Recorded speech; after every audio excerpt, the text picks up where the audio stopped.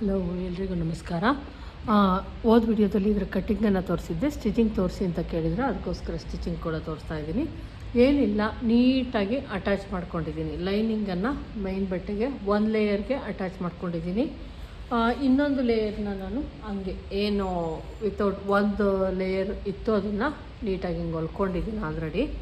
ಇದಕ್ಕೆ ನಾನು ಥ್ರೆಡ್ ಪೈಪಿಂಗನ್ನು ಕೊಟ್ಟಿದ್ದೀನಿ. ಥ್ರೆಡ್ ಪೈಪಿಂಗ್ ಇಲ್ಲಿ ರೆಡ್ ಪಿಂಕ್ ಕಲರ್ ಕೊಟ್ಟಿದ್ದೀನಿ. ಇದ್ರ ಮೇಲೆ ಕಾಣಿಸುತ್ತೆ, ಇದ್ರ ಮೇಲೆ ಕಾಣಿಸ್ತಾ ಇಲ್ಲ. ಅದಕ್ಕೂ ಮುಂಚೆ ನಾವು ಸೈಡ್ ಸ್ಟಿಚ್ ಮಾಡ್ಕೊಳ್ಳೋಣ. ಇದೇನು ಹಿಂಗೆ ಸ್ಟಿಚ್ ಮಾಡ್ಕೊಂಡಿದ್ದೀನೋ ಅದೇ ಥರ ಸ್ಟಿಚ್ ಮಾಡ್ಕೊಳ್ಳೋಣ. ನೋಡ್ಕೊಳ್ಳಿ ಯಾವ ಸೈಡು ಯಾವುದು ಅಂತ.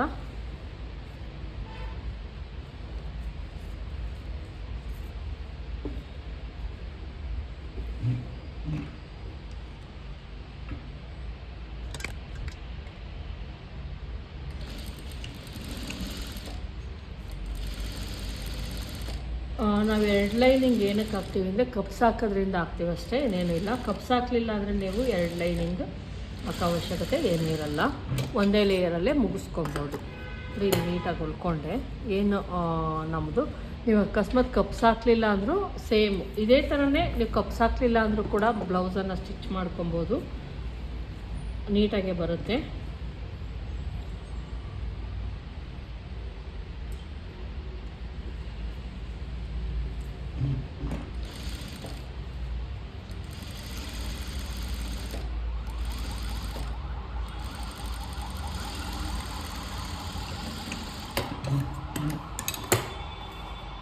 ಸ್ಟಿಚ್ ಹಾಕ್ಕೊಂಡೆ. ಸ್ಟಿಚ್ ಹಾಕೊಂಡ್ಮೇಲೆ ಇದೇನಿರುತ್ತೆ ಇದು, ಆಮೇಲೆ ಬೆಡ್ ಪಟ್ಟಿಯನ್ನು ಅಟ್ಯಾಚ್ ಮಾಡೋಣ.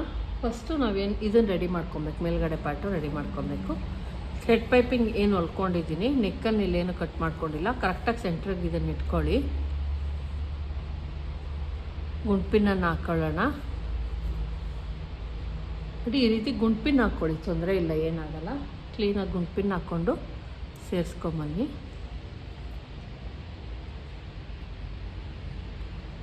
ಆ ಕಡೆ ಈ ಕಡೆ ಹೋಗಲ್ವಾ ಅಂತ ಕೇಳ್ಬೋದು. ಇಲ್ಲ, ಕರೆಕ್ಟಾಗಿ ನಾವು ಲೈನಿಂಗನ್ನು ಸೇಮ್ ಕಟ್ ಮಾಡ್ಕೊಂಡಿದ್ದೀವಿ. ಏನು ಮೇಯ್ನ್ ಬಟ್ಟೆ ಇತ್ತು, 3 ಲೇಯರ್ಗಳು ಅಂದರೆ 2 ಲೈನಿಂಗು ಮತ್ತು ಒಂದು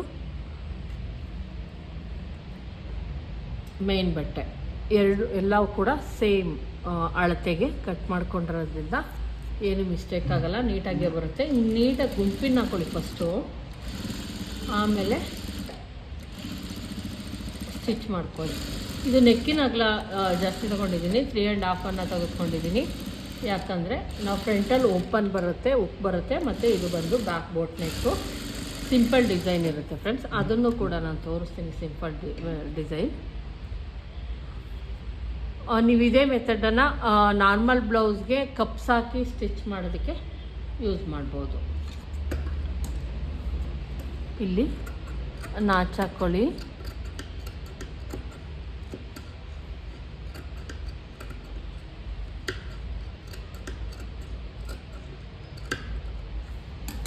ಈಗ ಓಪನ್ ಮಾಡೋಣ.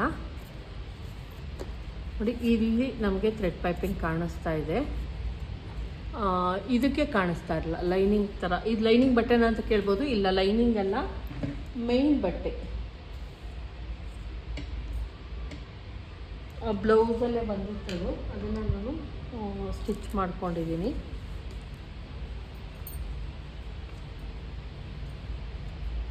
ಈಗ ಇದಕ್ಕೆ ಸ್ಟಿಚ್ ಹಾಕ್ಕೊಳ್ಳೋಣ.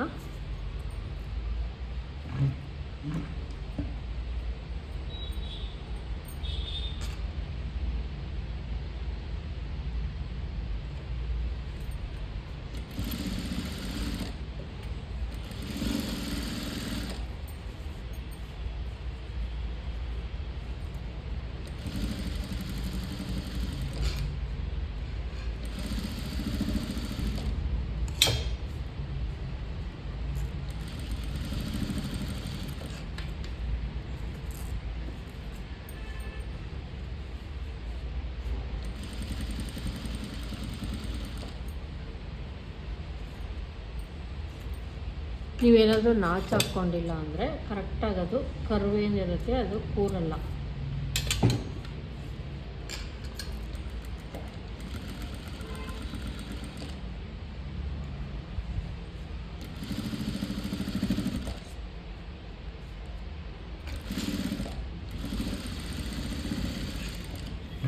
ಹಿಡಿತಾಯಿತು. ಈಗ ಫುಲ್ಲು ಸ್ಟಿಚ್ ಹಾಕ್ಕೊಳೋಕ್ಕಿಂತ ಮುಂಚೆ ನಾವೇನು ಮಾಡಬೇಕು, ಕಪ್ಸನ್ನು ಅಟ್ಯಾಚ್ ಮಾಡ್ಕೊಳ್ಳೋಣ. ಕಪ್ಸ್ ಅಟ್ಯಾಚ್ ಮಾಡಾದಮೇಲೆ ನಾನು ಏನು ಮಾಡ್ತೀನಿ, ಇಲ್ಲಾಂದ್ರೆ ಅಕಸ್ಮಾತ್ ನೀವು ಸೆಂಟರಲ್ಲಿ ಇದನ್ನು ಓಪನ್ ಮಾಡೋಣ. ಸೆಂಟರ್ಗೆ ಒಂದು ಸ್ಟಿಚ್ ಹಾಕ್ಕೊತೀನಿ ನೀಟಾಗಿ.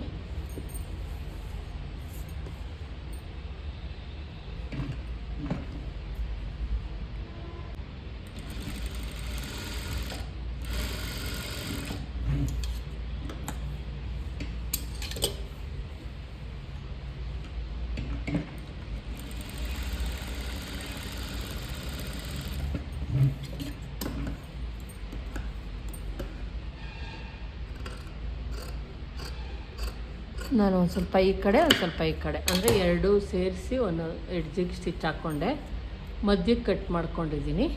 ಈಗ ಇದಕ್ಕೆ ಕಪ್ಸನ್ನು ಹಾಕೋಣ ನಾವು. ನೋಡಿ, ಕಪ್ಸನ್ನು ನೀಟಾಗಿ ಇಟ್ಕೊಳ್ಳಿ. ಇಲ್ಲಿ ಕೆಳಗಡೆ ನಮ್ಮದು ಒಂದು ಸ್ಟಿಚ್ ಏನು ಬೆಲ್ಟ್ ಪಟ್ಟಿ ಅಟ್ಯಾಚ್ ಮಾಡ್ತೀವಿ ಅಷ್ಟಿದ್ರೆ ಸಾಕಾಗುತ್ತೆ. ಅಷ್ಟು ನೋಡಿಕೊಂಡು ನೀವು ಮೇಲ್ಗಡೆನೂ ನೋಡ್ಕೊಬೇಕಾಗುತ್ತೆ ಫ್ರೆಂಡ್ಸ್. ಕರೆಕ್ಟಾಗಿ ಚೆಸ್ಟ್ ಅಲ್ಲೇ ಕೂರ್ತಾಯ್ತಾ ಅಂತ ಒಂದು ಸಲ ಚೆಕ್ ಮಾಡ್ಕೊಳ್ಳಿ. ಇಲ್ಲಿ 3 ಬೆಟ್ಟಷ್ಟು ಇಲ್ಲಿ ಇದ್ದರೆ ಓಕೆ, ಕರೆಕ್ಟಾಗಿ ಬರುತ್ತೆ ಅಂತ ಅರ್ಥ. ಇದು ಹಿಂಗೆ ಇಟ್ಕೊಂಡು ನಾನು ಇಲ್ಲಿ ಗುಂಡ್ಪಿನನ್ನು ಹಾಕ್ಕೊತೀನಿ. ನೋಡಿ, ಇಲ್ಲಿ ಲೈನಿಂಗಿಗೆ ಗುಂಡ್ಪಿನ್ ಹಾಕ್ಕೊಳ್ಳಿ.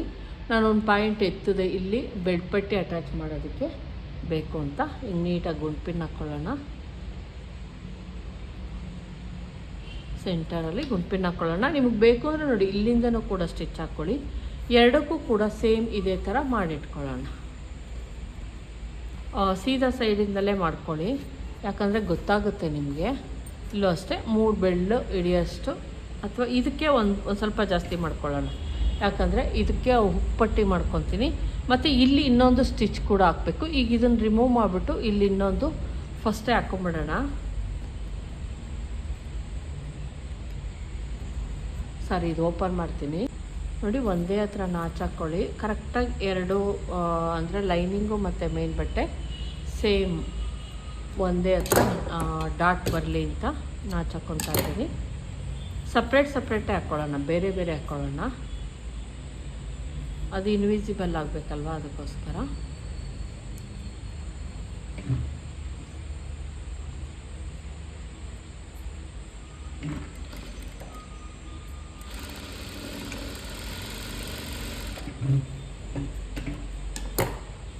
ಇದು ಅಷ್ಟೇ ಮತ್ತು ಇದು ಅಷ್ಟೇ.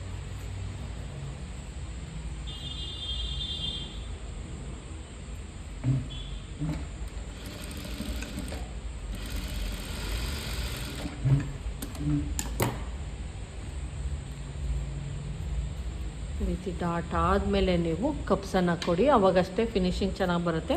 ನೋಡಿ, ಇದಕ್ಕೂ ಗೊತ್ತಾಗ್ತಾ ಇದೆ ನಿಮಗೆ.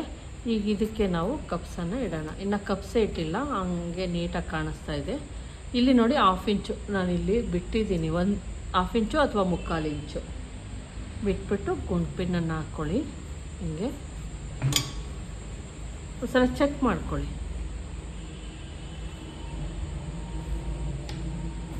ಕರೆಕ್ಟಾಗಿದೆಯಾ ಅಂತ ಒಂದ್ಸಲ ಚೆಕ್ ಮಾಡ್ಕೊಳ್ಳಿ. ಓಕೆ, ಕರೆಕ್ಟಾಗಿದೆ. ಈಗ ಇದನ್ನು ನಾವು ಸ್ಟಿಚ್ ಮಾಡೋಣ. ನಾನು ಇಲ್ಲಿಂದನೂ ಕೂಡ ಹಾಕ್ತೀನಿ, ಗುಂಪಿನ ತೆಗಿತಾ ಇದ್ದೀನಿ.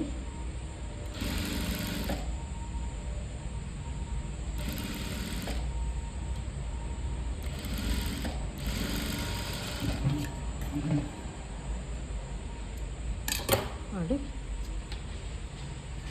ಇಲ್ಲಿಂದ ಫುಲ್ ಹಾಕಿದ್ದೀನಿ, ಯಾಕಂದರೆ ಕೆಲವೊಂದು ಸಲ ಅಲುಗಾಡೋ ಚಾನ್ಸಸ್ ಇರುತ್ತೆ. ಹಿಂಗಾಗ್ದಾಗ ಅಲುಗಾಡಲ್ಲ. ಈಗ ನೋಡಿ, ಫುಲ್ಲು ಸ್ಟಿಚ್ ಹಾಕ್ಕೊಂಬಂದ್ಬಿಡೋಣ.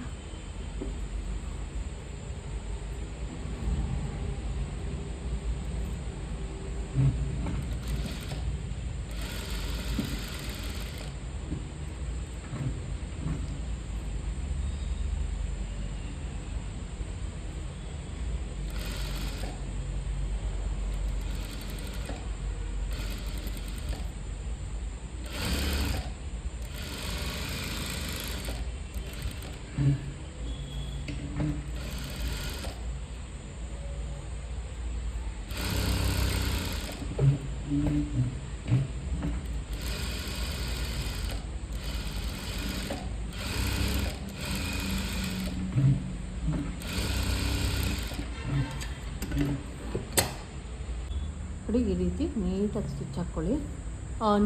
ನಾವು ಕರೆಕ್ಟಾಗಿ ಕಟ್ ಮಾಡ್ಕೊಂಡಿದ್ದು ಅಂದರೆ ಕರೆಕ್ಟಾಗಿ ಬರುತ್ತೆ. ಇಲ್ಲೇನು ಎಕ್ಸ್ಟ್ರಾ ಇದೆಯೋ ಅದನ್ನು ಕಟ್ ಮಾಡಿ ತೆಗಿತೀನಿ. ನೋಡಿ ನಮ್ಮ ಏನು ಕಪ್ಸ್ ಹಾಕಿ ರೆಡಿ ಆಯ್ತಿದ್ದು. ಈಗ ಇನ್ನೊಂದು ಸೈಡು ಕೂಡ ಇದಕ್ಕೆ ಬೆಡ್ ಪಟ್ಟಿ ಅಟ್ಯಾಚ್ ಮಾಡಿದ್ರೆ ಮುಗೀತು. ಬೆಡ್ ಪಟ್ಟಿ ಅಟ್ಯಾಚ್ ಮಾಡೋದಕ್ಕೆ ಇಲ್ಲಿ ನಾನು ಬಿಟ್ಕೊಂಡಿದ್ದೀನಿ ಕಪ್ಸಿಂದ ಮೇಲ್ಗಡೆಗೆ. ಈಗ ಇನ್ನೊಂದು ಸೈಡು ಕೂಡ ನೀಟಾಗಿ ಇದೇ ಥರ ರೆಡಿ ಮಾಡ್ಕೊತೀನಿ. ನೋಡಿ ಈಗ ಎರಡು ನಾನು ಕಪ್ಸ್ ಹಾಕಿ ರೆಡಿ ಮಾಡಿಕೊಂಡೆ. ಈಗ ಇದಕ್ಕೆ ಬೆಡ್ ಪಟ್ಟಿಯನ್ನು ಅಟ್ಯಾಚ್ ಮಾಡೋಣ. ನೋಡ್ಕೊಳ್ಳಿ ಯಾವ ಕಡೆ ಅಂತ ನೋಡಿಕೊಂಡು ಬೆಡ್ ಪಟ್ಟಿಯನ್ನು ಅಟ್ಯಾಚ್ ಮಾಡಿಬಿಡೋಣ. ನಾನು ಇಲ್ಲಿ ಒಂದೇ ಲೇಯರನ್ನು ತೆಗೆದುಕೊಂಡಿದ್ದೀನಿ, ಯಾಕಂದರೆ ತುಂಬ ಗಟ್ಟಿ ಇದೆ ಇದು ಬಟ್ಟೆ. ಹಂಗಾಗಿ ಲೈನಿಂಗು ಮತ್ತು ಮೇನ್ ಬಟ್ಟೆ ಒಂದೊಂದೇ ಲೇಯರನ್ನು ತೆಗೆದುಕೊಂಡಿದ್ದೀನಿ. ನೀಟಾಗಿ ಇಟ್ಕೊಳ್ಳಿ.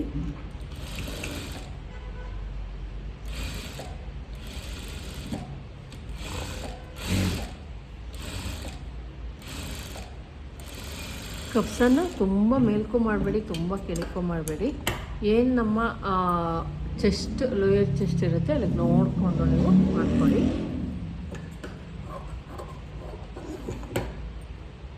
ಸಾರಿ ಫ್ರೆಂಡ್ಸ್, ಇದು ಹೆಂಗೆ ಅಂದರೆ ಡೈರೆಕ್ಟಾಗಿ ಅಟ್ಯಾಚ್ ಮಾಡಬೇಕು ನಾವು, ಇಲ್ಲಾಂದರೆ ಆಗಲ್ಲ. ಏನೋ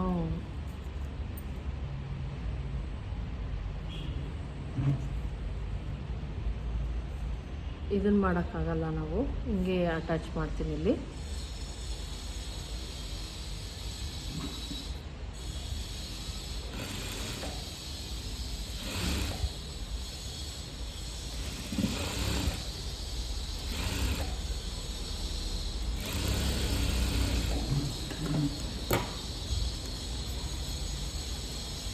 ಇದು ಪ್ರೆಸ್ಸಿಂಗ್ ಮಾಡ್ಕೊಬೇಕು.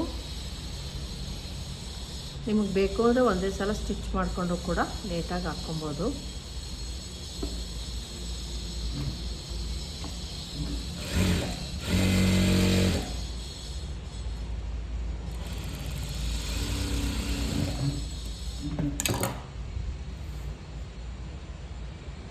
ನೋಡಿ ಇಲ್ಲಿ ನಾನು ಇದು ಕ್ಲೀನಾಗಿ ಪ್ರೆಸ್ಸಿಂಗ್ ಕೂಡ ಮಾಡ್ಕೊಂಬಂದೆ.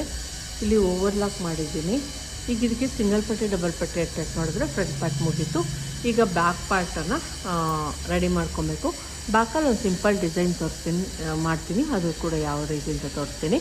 ಈ ವಿಡಿಯೋ ಇಷ್ಟ ಆಗಿದ್ರೆ ಲೈಕ್ ಮಾಡೋದನ್ನು ಮರಿಬೇಡಿ. ದಯವಿಟ್ಟು ಸಬ್ಸ್ಕ್ರೈಬ್ ಮಾಡ್ಕೊಂಡು ನೋಡಿ. ಇಷ್ಟ ಆಗೋದು ಲೈಕ್ ಮಾಡಿ. Thank you friends.